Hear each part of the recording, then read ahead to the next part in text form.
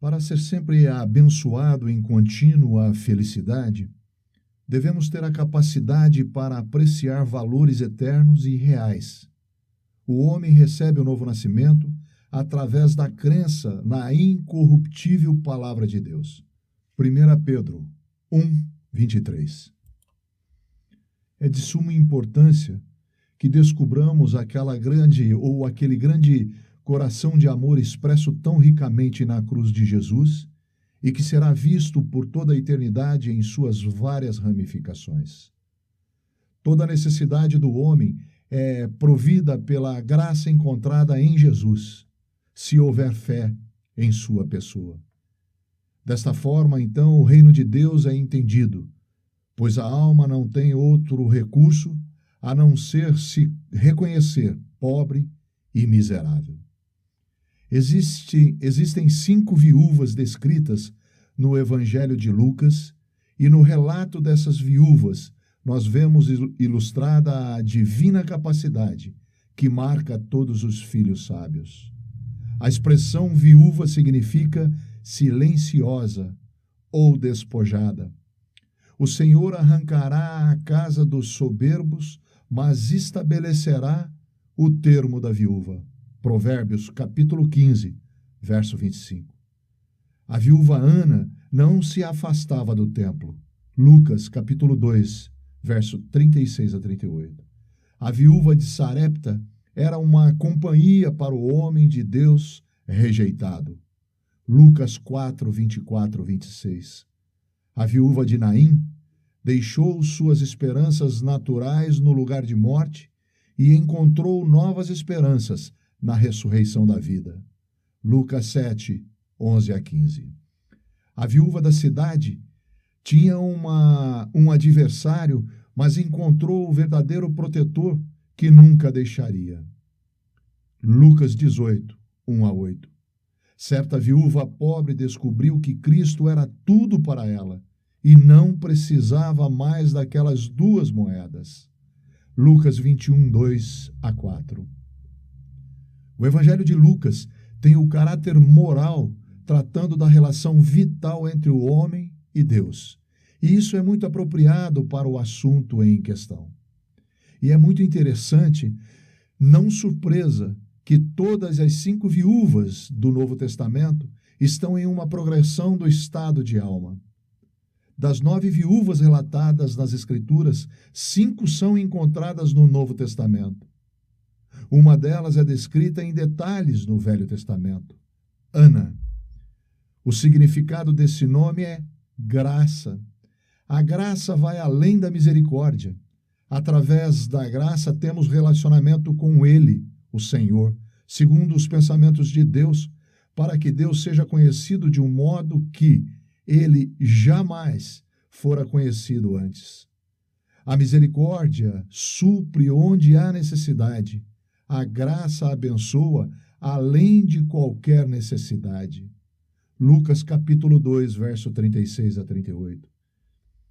O olhar soberano de Deus marcou essa viúva com respaldo familiar de fé para ser abençoada.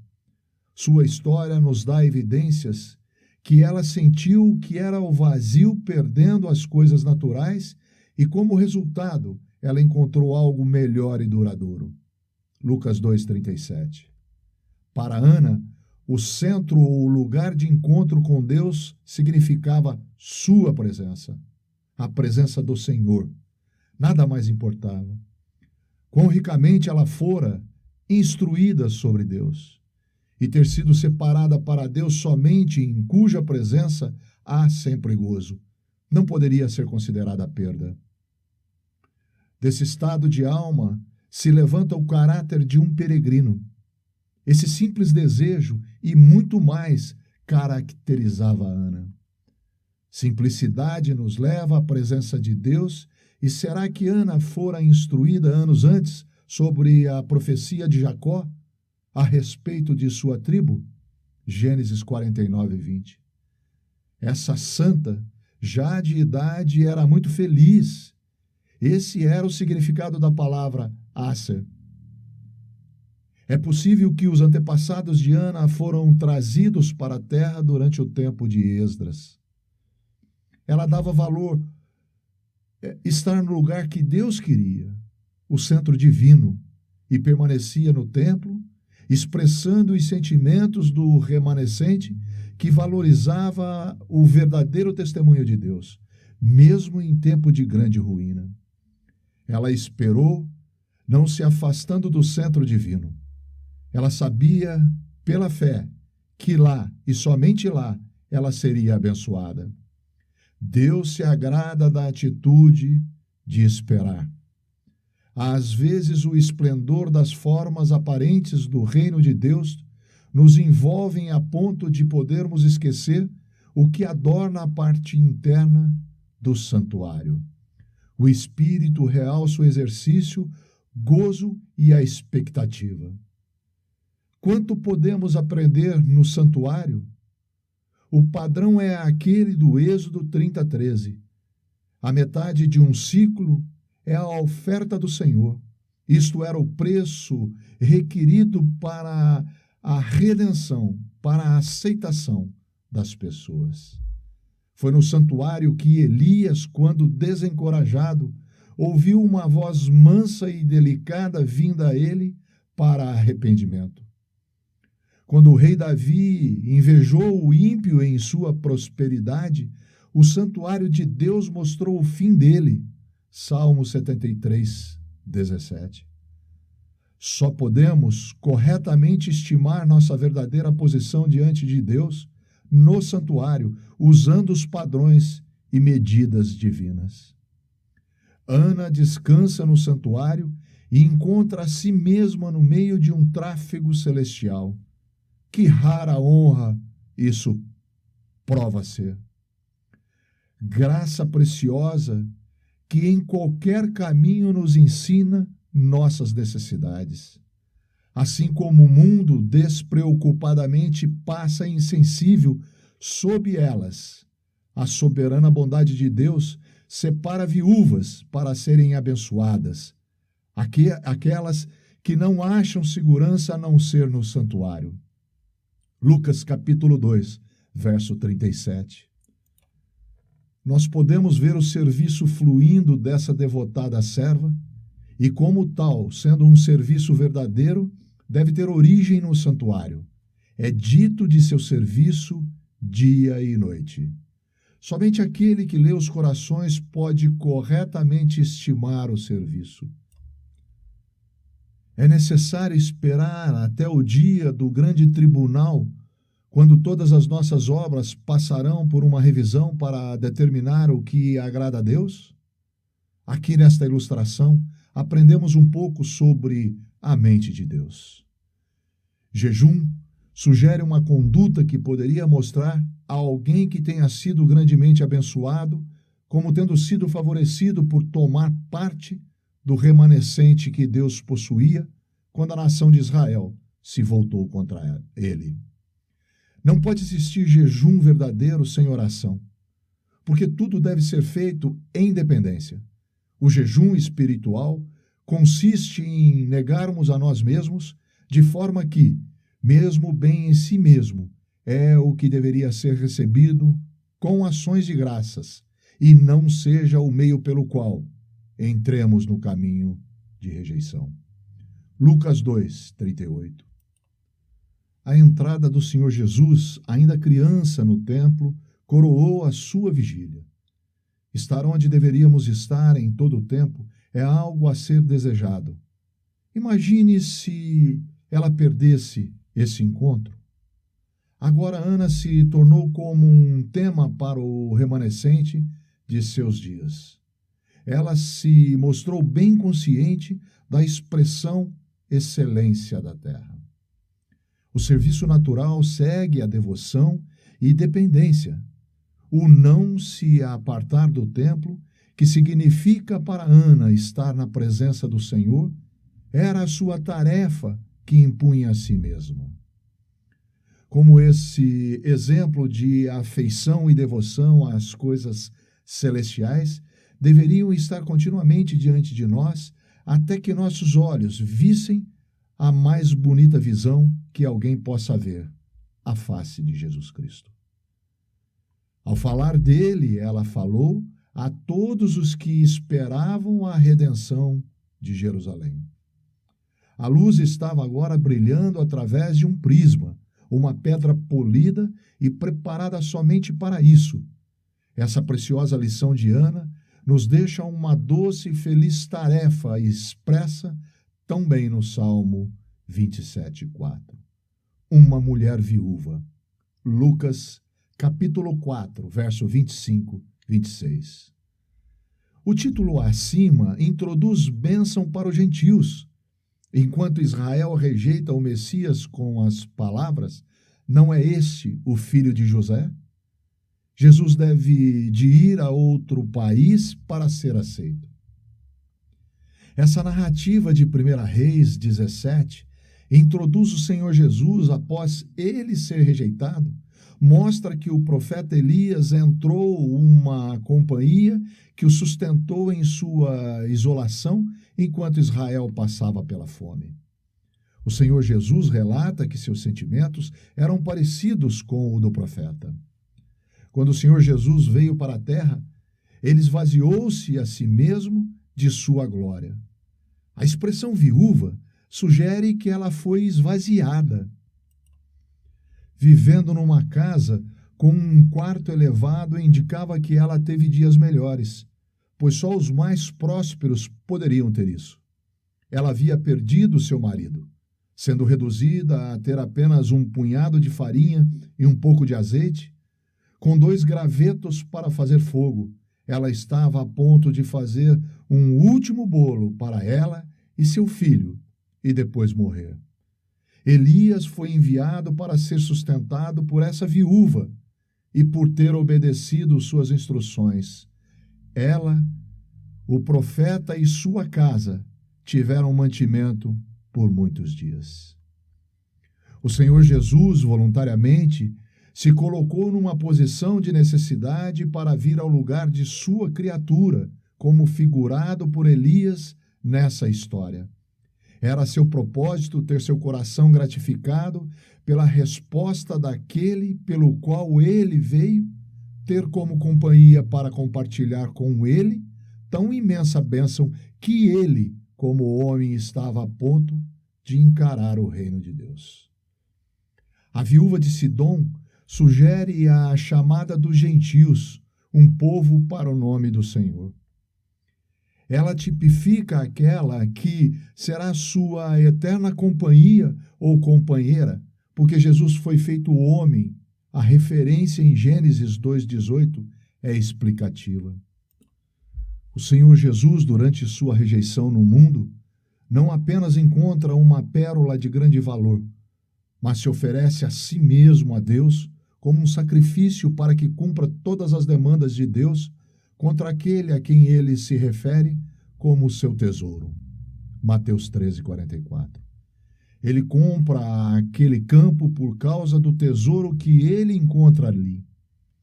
Nisso, o dia de bênção para os gentios, que resposta existe de meu coração para com o homem celestial que deseja a minha companhia? Para aquele que não conhece o Salvador, ele diz: Eis que estou à porta e bato. Se alguém ouvir a minha voz e abrir a porta, eu entrarei e cearei com ele, e ele comigo. Apocalipse capítulo 3, verso 20. Tendo ascendido às alturas, o Senhor Jesus encontra seu deleite e tem seu coração gratificado no meio daqueles que estão realmente reunidos para o seu nome e que apreciam sua palavra. E isso o agrada, ter-nos dado total atenção a ele, separados desse mundo mau e com vestes sem manchas. Nossa resposta para aquele amor tão profundo mostrado na cruz deveria ser o de procurar sua companhia, enquanto ele aguarda o tempo determinado pelo Pai, para que ele tome o que é seu por direito. Sujeitou todas as coisas a seus pés, e sobre todas as coisas o constituiu por cabeça da Igreja, a qual é o seu corpo, a plenitude daquele que cumpre tudo em todos. Efésios capítulo 1, 22 e 23. Tudo isso levado para preparar-nos lugar, o Senhor Jesus está agora preparando nossos corações para aquele lugar, nos ocupando com o puro objeto, Ele mesmo, para que possamos ser santos em nosso andar. Logo Ele virá para nos buscar, para levar-nos àquele lugar, o qual Ele tem preparado, onde nós viveremos para sempre com Ele. 1 Tessalonicenses 5:10. Possamos nós, como a mulher viúva, encontrar nosso companheiro, gozo e provisão no homem de Deus, Jesus, enquanto passamos por esse mundo que é tão estranho para o povo celestial. Essa meditação nos leva um pouco além dos nossos pensamentos sobre Ana. Ana não deixou o lugar apontado até que o Senhor viesse. Ela estava feliz com sua esperança, que foi realizada. Ela serviu a Deus noite e dia, com jejuns e orações, e falava dele para o remanescente de fé com um testemunho positivo. Essa segunda viúva se tornou uma companhia para o homem de Deus nos dias de sua rejeição e isolamento. Naim. Aqui somos levados a uma verdade mais profunda, à medida que somos introduzidos à terceira viúva de Lucas. Lucas 7, 11 a 15. Nas Escrituras, a expressão filho geralmente traz o pensamento de esperanças. Cristo, a esperança de Israel, o filho de Abraão, o filho de Rute, que fora nora de Noemi, e muitos outros. No final das contas, morte havia caído sobre a esperança dessa necessitada viúva. Tendo sido dependente de seu filho, todos os recursos e suporte desapareceram. Quão incrédulo é o homem! Nós nunca nos dirigimos a Deus, a não ser que dirigidos sejamos. Mesmo que não façamos isso, foi Deus que permitiu esse infortúnio em sua vida. Por 2 vezes nesses versículos, nos é dito que muitos, ou grande multidão, mas no dia seguinte ao funeral, aonde eles estariam? Nenhum ficaria para dar um suporte ao necessitado, solidário e abandonado. Muitos, ou uma grande multidão, não poderia dar o conforto de Deus. Somente Deus poderia suprir o coração de um homem ansioso por descanso da alma nas turbulentas vicissitudes desta vida. A morte deu um fim a tudo, mas Jesus está sempre presente onde há necessidades. Lucas 7:13. Pouco sabia essa viúva que havia um olho que via tudo e se importava. Alguém que era capaz de tomar o lugar do marido, do filho ou do irmão. Há amigo mais chegado do que um irmão? Provérbios 18:24. Quando ela passava pelo portão da cidade, ela virou-se para ver Jesus ao seu lado. Não há nada que possamos perceber ou que indicasse que ela já tivesse visto ele antes, ou sentido o conforto de sua presença ou a demonstração de seu poder. Quanto uma alma pode aprender em poucos minutos sobre Deus através de Jesus? Não foi assim com o ladrão da cruz, com Jesus, quando ele ouviu e creu nas palavras: Pai, perdoa-os, pois não sabem o que fazem. Ele imediatamente passou das portas do inferno para o paraíso de Deus. Nessas horas de profundas tristezas e repreensões, uma pobre alma, no mais profundo desespero, encontra esperança na ressurreição da vida. Assim são os caminhos de nosso Deus, sempre fiel como Deus Criador. 1 Pedro, capítulo 4, verso 19. Você nunca poderá dizer que nunca teve uma oportunidade de ser abençoado. Ele está agora mesmo à porta. Ela aprendeu com paixão, conforto e agora como verdade vital. Lucas, capítulo 7, verso 13. Quem era esse que podia falar com tal compaixão? Querido amigo, você nunca ouviu a voz do Filho de Deus, aquele que a seu tempo enxugará todas as lágrimas? Não será bom ouvir essas palavras de compaixão agora, antes que as lágrimas eternas comecem? Ele pode transformar aquela noite de lágrimas em um dia eterno agora mesmo. Mas se ele vier, será muito tarde. João 5:24, 1 João 1:7. Quanto se passa em nossas vidas até que sejamos trazidos à consciência de nossa necessidade pessoal? É isso que nos introduz a Cristo, assim como aconteceu com essa viúva. Aqui se encontra um homem, o Filho do Homem, com o coração batendo, para assumir todas as responsabilidades dessa destituída viúva. Ali se encontra ela, uma criatura sem esperança na presença de seu Criador, que tinha se tornado um homem, não para julgar, pois ele não havia vindo para isso, abençoado Salvador, mas para enxugar as suas lágrimas e colocar todas as suas esperanças na ressurreição da vida. O amor perfeito atua sem nenhum pensamento em receber algo novo para o homem. Ela não tinha capacidade de aceitá-lo. Até mesmo essa capacidade tinha de ser provida, pois a criatura não tinha nenhum bem nela mesma. Essa capacidade chama-se novo nascimento.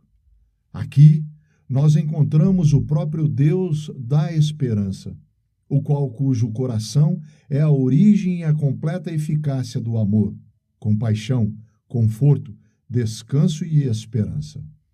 Ele fica ao lado do túmulo de sua criatura com o poder de ressurreição à sua mão. Ele está a ponto de desfazer as obras de Satanás. Uma vez ele disse para Maria: "Eu sou a ressurreição e a vida." Ele tocou no túmulo. Um israelita seria considerado imundo, não Jesus. Ele anulou o poder da morte. Que graça é conhecê-lo! Apenas uma palavra vinda de seus lábios e a morte fugirá. Lucas 7, 14 e 15.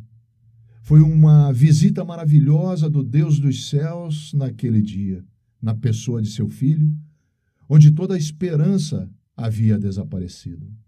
Sua alma bebeu da bênção, vida e ressurreição.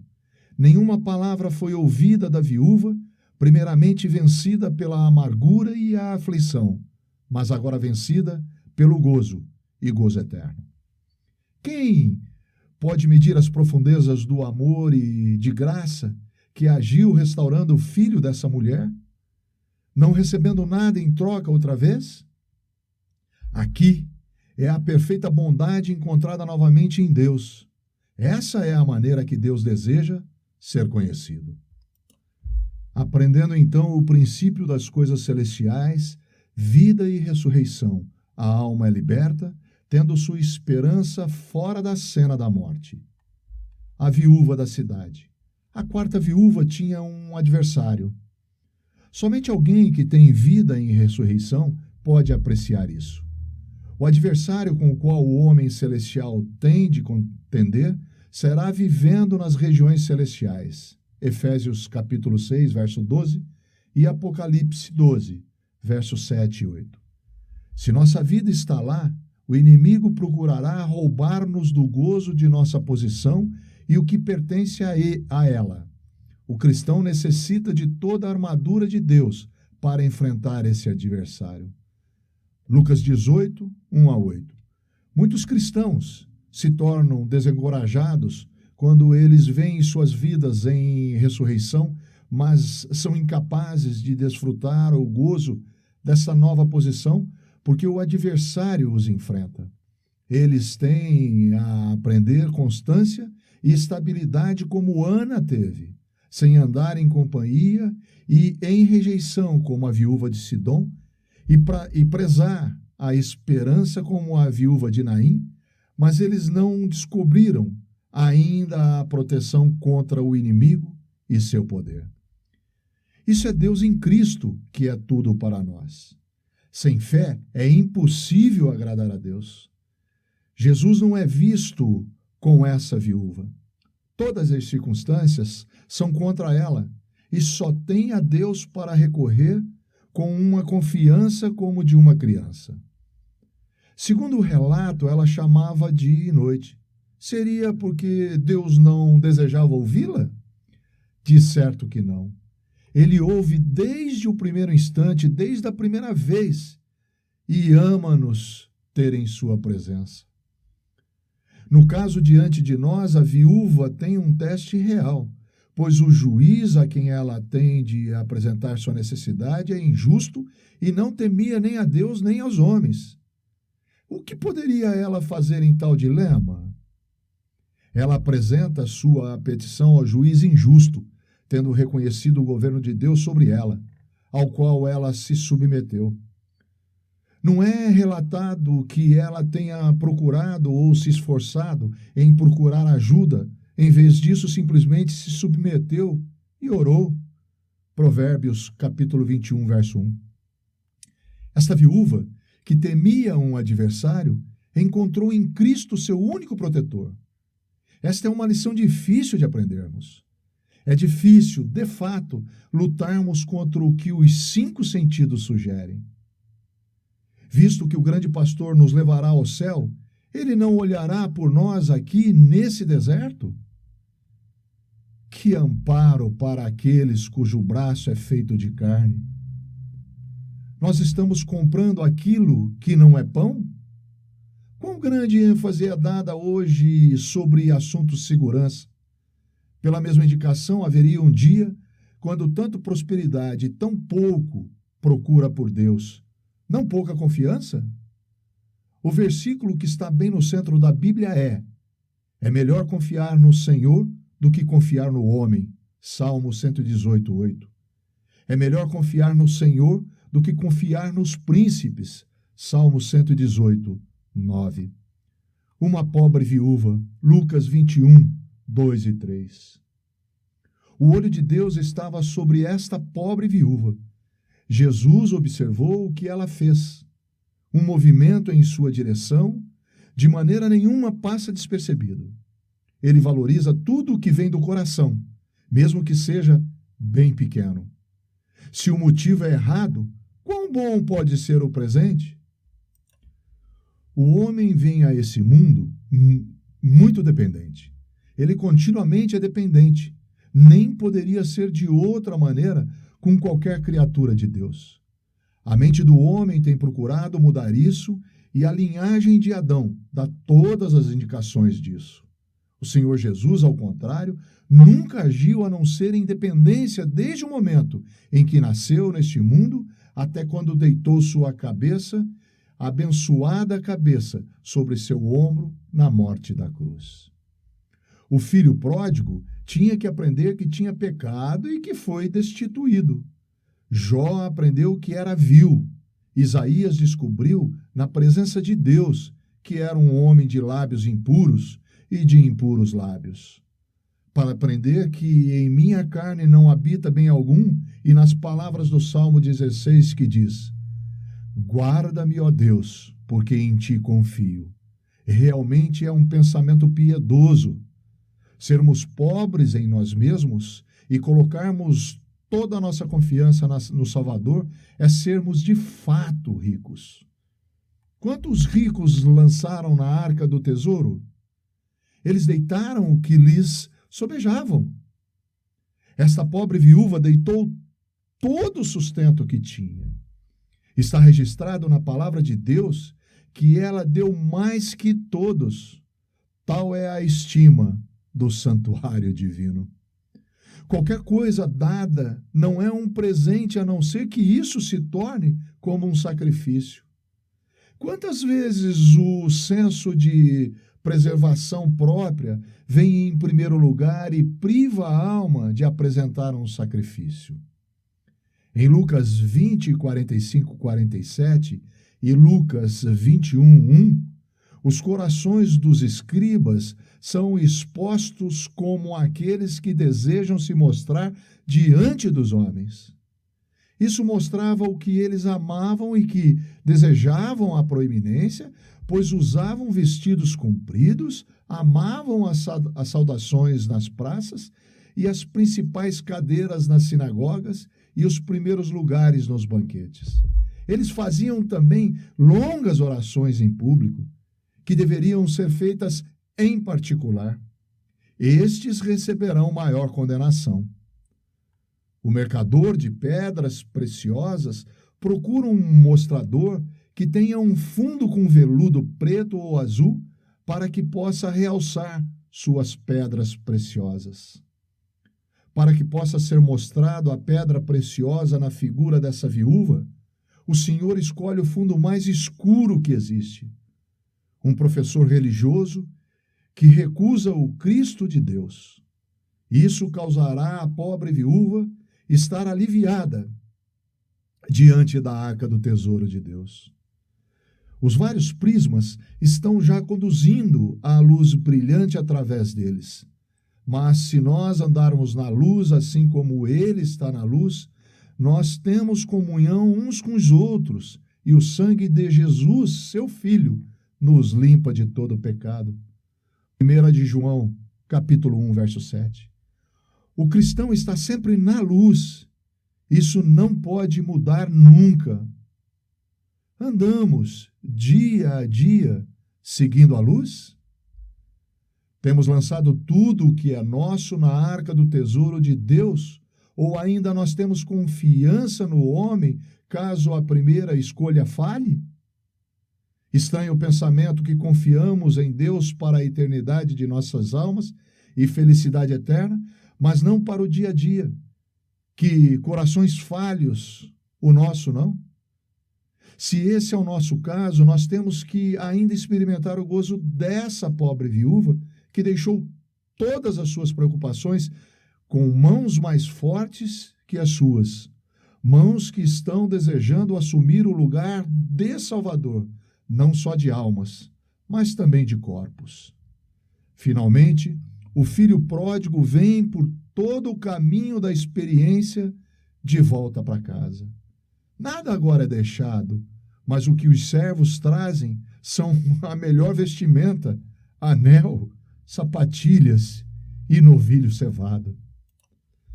Quanto o coração do Senhor deve estar aflito, não encontrando entre os seus mais pobres viúvas.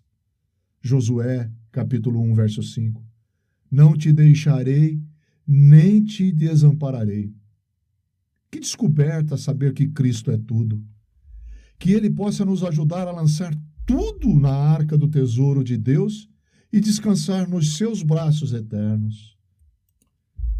Meu amigo, minha amiga, meu irmão, minha irmã, existe uma graça que excede a grandeza de elevação e segurança a qual uma pobre viúva desolada pode encontrar. À medida que ela descansa completamente nos braços do único homem que, tomando o corpo humano, morrendo e ressuscitando, pôde estar como aquele que faz a ponte entre o espaço que deve separar para sempre a raça de Adão da bênção.